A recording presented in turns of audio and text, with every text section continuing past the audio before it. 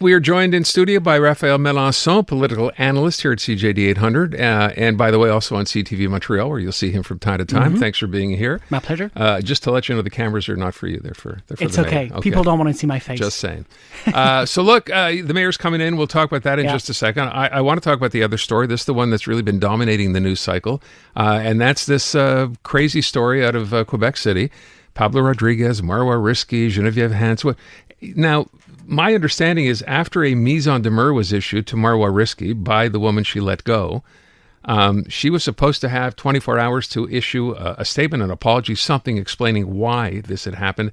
That time has come and gone, and we've not heard anything, have we? 45 minutes ago, actually, the ultimatum came to an end. She had until 4:16 precisely today to make public all the information she had in hand, justifying why she fired Geneviève Hans in the first place. That's what triggered this whole crisis at the Quebec Liberal Party.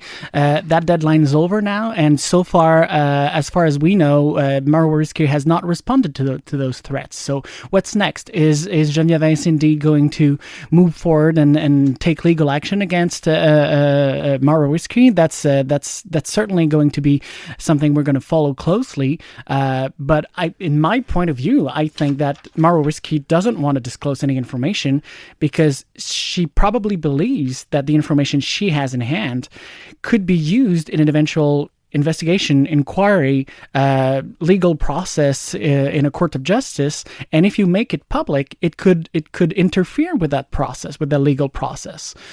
So you're describing a scenario where she would, if we're reading into this, she would like to see this go to the next level and then introduce the information then at a trial? Well, Marois Risky has been recognized since she's been in politics as a very ethical person. Yeah. She's a highly respected parliamentarian.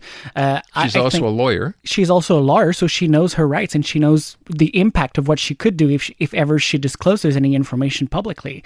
So, in my point of view, the only reason that would justify her not speaking up right now, not giving that information publicly, and trying to avoid being sued by Madame Hans is that she has some solid grounds justifying the fact that she cannot disclose that information because there should be legal processes eventually, either an inquiry, either something going to the courts. So I'm going to ask you to speculate what happens next. If ever Geneviève Hans sues her, then she's going to go to a court of justice. A judge could judge then whether this information was solid enough to justify Madame Hans being fired in the first place. That's what all triggered this whole crisis.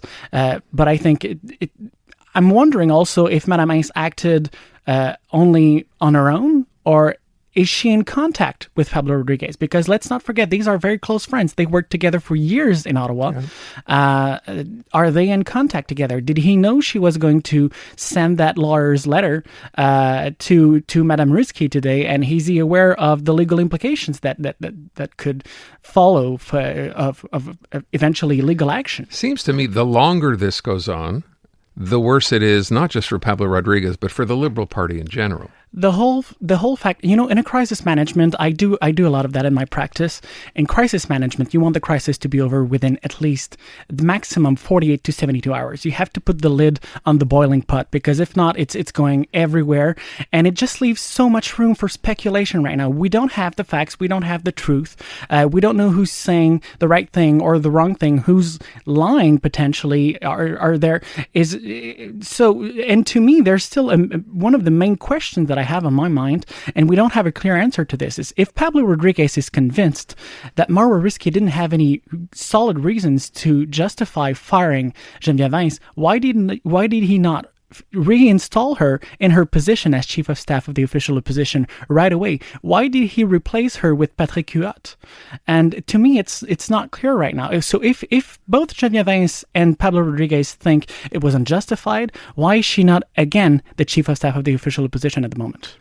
When I had Eric Duhem on the show yesterday, he says, this idea of an external investigation, which is something Pablo Rodriguez announced fairly quickly, he'd like to see UPAC investigate this. Are we there at this stage? There's the investigation that the party itself is conducting with an external firm. That's one thing. But then if there are indeed legal implications, if there were illegal actions that were committed within that party during the leadership race a few months ago, then we have to know the truth, and we have to have competent authorities investigating the matter. So fair to say premature at this point to say, I want UPAC to investigate. Pretty premature, but I think eventually, if it is true that there were illegal actions that were committed, yes, we need to have the police involved. There are a couple of other things going on today, that leave a lot of us scratching our heads. I keep using the term, there's more about the story we don't know than we do know, right? And that's still the case.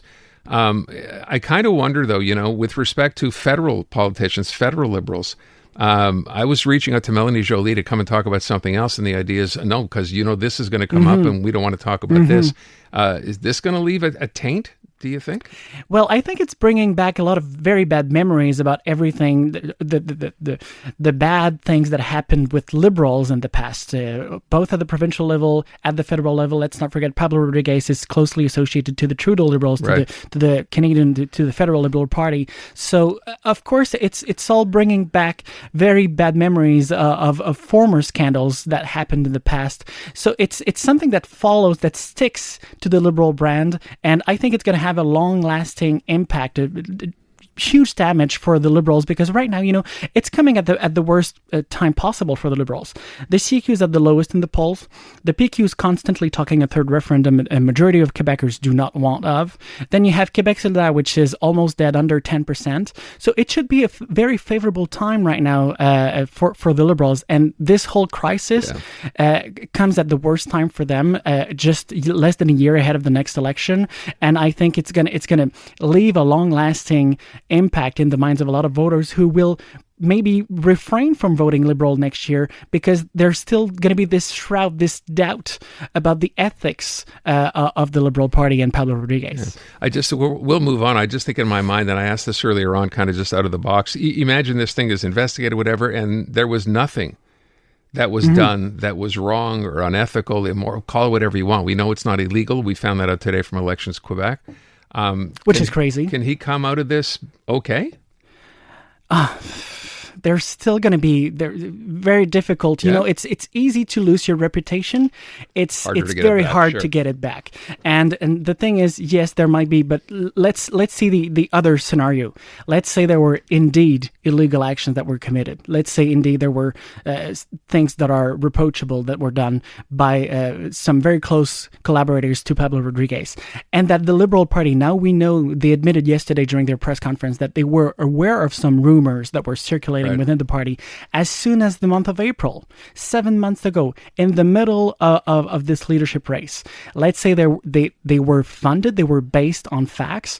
That's going to be a major scandal for the Liberals to manage. All right, so the mayor's going to be on in a couple of minutes, Raph. So give me a take. She said at her executive council meeting, her first one, said, what did she say? The public's expectations of her are very, very high. I think that's true, but I think that's probably the case of any newly elected mayor. But the circumstances are particular, Aaron. Remember, during the campaign, the polls showed that 3/4 of Montrealers were hoping for change. They wanted... I think a lot of voters voted, and it's nothing against Madame Martinez-Ferrada, but let's face it, a majority of voters voted her in office not just because they wanted to vote for her specifically as mayor, but because mostly they wanted to get rid of Projet Montréal after 8 years of the Plante administration. Fair, yeah. So the expectations for change are really at the summit, at the top, like we have rarely seen in Montreal. So right now, I think it's a lot of pressure on her shoulders and her teams.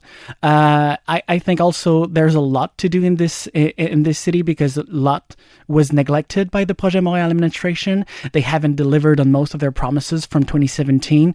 When you look at housing, when you look at some very pressing issues, homelessness, cleanliness, public safety, infrastructure. It's not very sexy to talk about sewers and aqueduct, but still, if we don't want to have another situation like the one we've seen just a year ago here at the corner of Papineau and René Lévesque with the geyser that flooded the studios here around, I mean, we have to act and invest a lot, but the means of the city are very limited still. So to implement change without having sufficient means is going to be very hard for this administration. Do you put faith in someone like a Claude Pinard being her right-hand person now to get things done?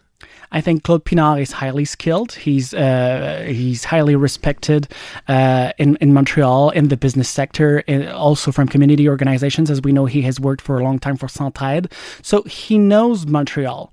He knows social circles, he knows business circles, so he's probably the best ally she could have. I'm glad he was elected by a very narrow margin here in the district of Saint-Jacques, defeating the incumbent councillor Robert Baudry, but he is probably her best ally to deliver results and to deliver change Montrealers are expecting.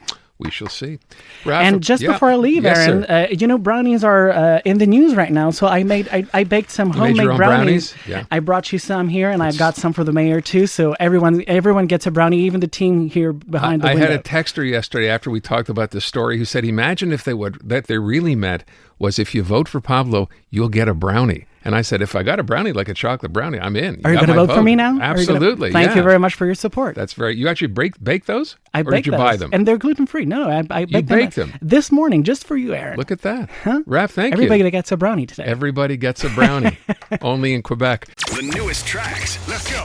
New music. And the next big thing. Always on the new music first. Your first place to hear it all. 'Cause you gon' like it, love it, wanna play it twice. Playing now. iHeart New Music. Your digital station for brand new drops, fresh finds, and tomorrow's bangers. I think we need something new. Discover iHeart New Music. Always fresh, always first. Stream now on the free iHeartRadio app.